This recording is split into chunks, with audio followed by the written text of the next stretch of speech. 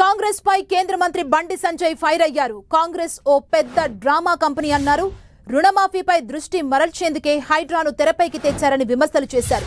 కూల్చివేతల విషయంలో ఓవైసీకి ఓ న్యాయం, ఇతరులకు మరో న్యాయమా అని ప్రశ్నించారు.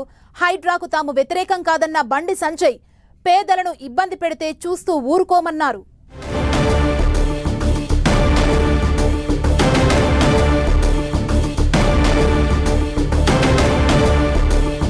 హైడ్రాకు మేము వ్యతిరేకం కాదన్నారు బండి సంజయ్. పేదలను ఇబ్బంది పెడితే చూస్తూ ఊరుకోమంటూ బండి సంజయ్ వ్యాఖ్యానించడం జరిగింది. కాంగ్రెస్ పై కేంద్ర మంత్రి బండి సంజయ్ తీవ్రస్థాయిలో ఫైర్ అయ్యారు.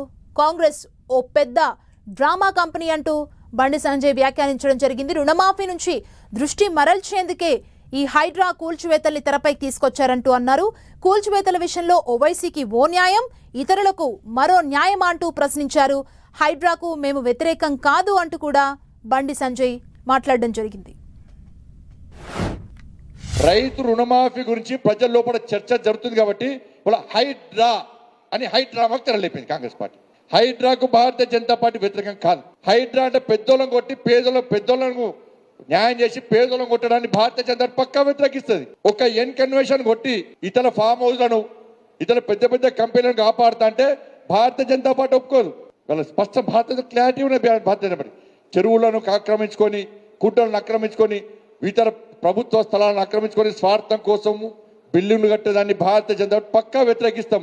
అట్లా అని చెప్పి వాళ్ళ పేదలు ఏం చేసినారన్న పాపం పేదోళ్ళాడా. ఇలా మీరు ఇల్లు కొంటారు, ఏం చూస్తారు? ఫస్ట్ రిజిస్ట్రేషన్ డాక్యుమెంట్ చూస్తారు. రిజిస్ట్రేషన్ డాక్యుమెంట్స్ ఉన్నాయాడా? మున్సిపల్ గ్రామ పంచాయతీ పర్మిషన్ ఉందా? ఉంది. పక్కా ఆడ కరెంట్ మీటర్ ఉందా? ఉంది. హౌస్ నెంబర్ వచ్చిందా? వచ్చింది. ట్యాప్ కనెక్షన్ వచ్చిందా? వచ్చింది. బ్యాంక్ లోన్ వచ్చిందా? వచ్చింది. పేపర్ నోటిఫికేషన్ ఇచ్చినాం. పేదోడు కొనుక్కున్నాడు. ఇవాళ మన పరిస్థితి ఏంది? మన పరిస్థితి ఏంది? ఇవాళ ఓవేస్ అనే మూర్ఖుడు, ఇలా ఓవేస్ అనే వ్యక్తి ఏం చెరువు అన్నది సల్కం చెరువు. సల్కం చెరువులో బాజప్తా కట్టినా అంటున్నాడు. కట్టిండు. ఇలా పేద విద్యార్థుల పేరుతోని పొట్టు పైసలు సంపాదిస్తున్నారు ఎంఏ పార్టీడు. అలా సల్కం చెరువు విషయంలో కాంగ్రెస్ పార్టీ ప్రభుత్వం ఒక విధానం, ఇతర విషయాల్లో ఇంకో విధానం.